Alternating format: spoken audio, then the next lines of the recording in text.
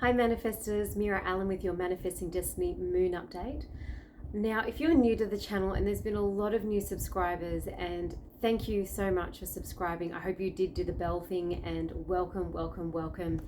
This is your little corner of the internet where we can go a little bit deeper into our own spirituality, the lunar cycles, and all things intuitive that pop up, and I do hope that I can serve you. I am going to be doing a video in between my moon updates, which will go a little bit deeper about spirituality and consciousness. I'm just calling it Manifesting Talks with Meera Allen.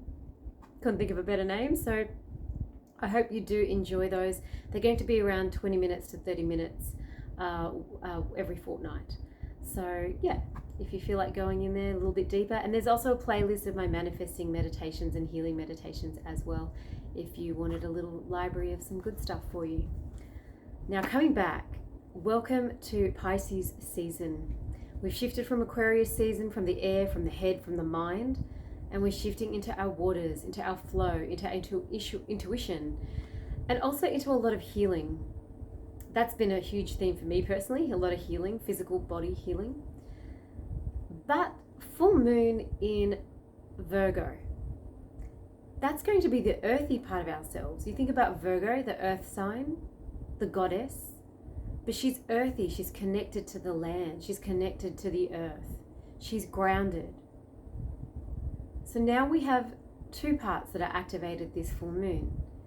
Our intuition and our waters about Pisces as the sun moves into Pisces, but then we're actually looking at it as an opposing force of that earthy, grounded, practical part of ourselves as well.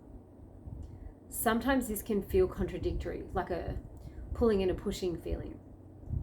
So we're going to delve into this a little deeper, this full moon in Virgo video. Right before I started recording, I did an overarching kind of question to Rebecca Campbell's Into the Healing Waters deck. Waters, Pisces, thought it made sense. And this was the overarching thing that opened. The threat, challenges or obstacles. The oyster, what needs tender care or protection. And then finally the pearl, the jewel at the end of all that. So I'm sure we can all relate to this. You know, what challenges and obstacles are there? Where is there a time for sacred protection, caring, self-care and nurturing when you're in that little clamshell? And then when do you produce that pearl? And it's not always the easiest journey. And this full moon is going to be amplifying those parts of us in our journey. In some aspects of our life, we might already be the pearl. We might already be shining. And some aspects of our life, we might be in that protective, clamshell. And in some aspects of our life, we're still in the sand and we're still in the tumultuous waters and waves, and we're still grinding and we're still going through our obstacles, our learning, our lessons. And that's what Saturn does. Saturn is currently still in Pisces and Sun is in Pisces. Saturn is about our lessons, our karma, our repeated patterns that come up in our face, and we go, okay, what am I going to do with this time? How can I be different? How can I open up to a different way of thinking as well? So it's a very interesting time, because those are the practical things that we need to do. We see a challenge and we go, all right, this is how I feel about it. Pisces, the emotions, the tears that can also take us through those ups and downs. But then Virgo, she's saying, well, wait a minute. How can we illuminate the most grounded, practical next steps that we can take? I realized I dived in and I didn't give you guys the times. So quick little clock around the planet. LA, the full moon in Virgo is February the 24th at 4:30 in the morning. New York, it'll be 7:30 in the morning on the 24th. London, it's going to be 12:30 in the afternoon. Sydney, Australia, February 24 at 11:30 at nighttime. So wherever you are in the world, you can always look up where that full moon is going to happen to you, for you, with you, through you, in your waters. So when we're leading up, which is what we're in now, we're leading up to a full moon. It is a brilliant time to manifest. With the sun moving into Pisces, we can learn from our lessons that Saturn in Pisces. We can use the sun in Pisces to dream, and to heal. Healing is a huge, huge, huge part of this full moon. Personally, my journey with my physical body, my hips and all these things I've just been on a massive quest, from osteos to physios to chiros to massage therapists, acupuncturists, you name it, I have done it. And I've had a beautiful shift, I'm glad to say, today. After 24 hours as the sun's moved into beautiful and healing, intuitive Pisces. So look at the last month, where was your head at? I just felt that song just then, where's your head at? Just feel like, where was your head at? And now as we shift into Pisces, where are your waters? Where is your intuitive part of you? Where is your heart at? Also with the full moon in Virgo, where are your feet at? Where's your home? What's your home stomping ground? What is your house like? What is your grounding like?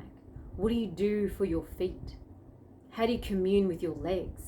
How do you walk? That's been a question I've been going through for a while. How do I walk? How do we find that grounded, earthy part of ourselves to heal with the waters of this intuitive part of us that has washed through literally in the last 24 hours? How can you use this sun in Pisces? Pisces, you know, the two fish in the water sign. How do we use that flow? How do we use that spiritual part of our flow and intuition? How do we use that and combine that to give ourselves those practical things, to write a things to-do list that actually resonates with what we want to do, to actually schedule in things that are really important and pertinent for ourselves first and prioritize that? How do we listen to our intuitive self when we're listening in our meditation practice and taking that time out for stillness? How do we carve out that time for stillness? Next week, I will be posting a video about meditation on this same little channel. So this is a beautiful time, this lead up, because full moons always amplify the energy around us. What is being shown to you in your world around you? Where have you been putting your energy, attention, and time? And how is that manifesting in your life? How are you getting the pearl? How are you reaping the rewards for putting in so much time, effort, and energy and consistency? Your Virgo is big on consistency. What have you been consistent with and regular with so that you can reap those benefits? And these are challenging times. They certainly are challenging times. You know, I dare say some of the most challenging times in life right now. So we've got to be in that gentle space with ourselves. Be gentle with the self. Be safe to call out your boundaries and say, no, I need this space. No, I need this time. I'm actually doing X, Y, Z. And give yourself those nice, spacious boundaries. And you will reap the benefits of this. You know, I'm such a people pleaser in so many ways.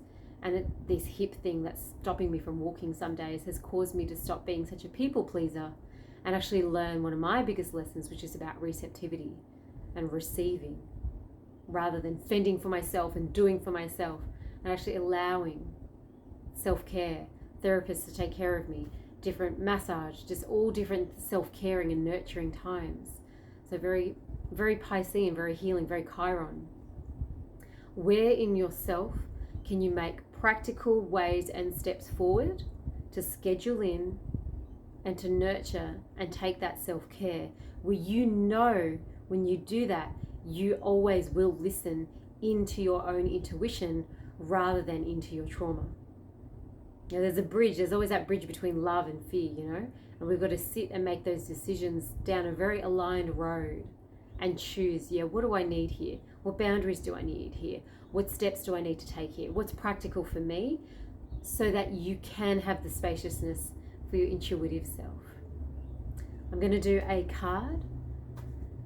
So I just want to call in Great Spirit, love, the universal consciousness of light, that photonic light beings, that beautiful, beautiful space of our soul level, that one collective soul. What is a clarity card for this full moon in Virgo?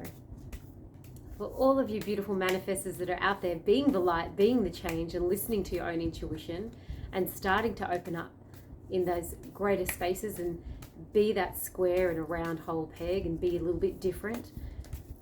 What great spirit does the collective consciousness manifestors on this earth and this time need to hear?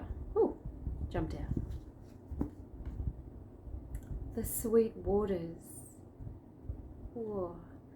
Sensuality, romance, enjoyment, fertility, and balance. That's so beautiful. The sweet, sweet waters. Wow.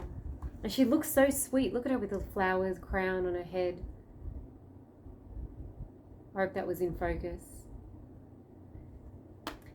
You know, the sweet waters, it's funny because in Candomblé and the Brazilian, Afro-Brazilian religion, the sweet waters are known as where Oshun, she's the goddess of the sweet waters, and she governs the clean drinking, the waters, the clean drinking rivers and streams that you can have the sweet waters from. And Yamanja is like the mother ocean, and she's the salt water, she's the power, she's the governing of the the magnetic pull as well. Yamanja is powerful because she's the ocean. But sometimes, yeah, we need time for the sweet waters. Let's find this one, guys. I hope you're really feeling this. I've definitely had a massive shift. I hope you guys have had a really good shift into the positive as well. Sensuality, romance, and enjoyment. Fertility and balance. In mythology, the sweet waters are associated with the fresh waters of the earth and with the sweet breast milk of the Great Mother. Oh my gosh, it says Oshun.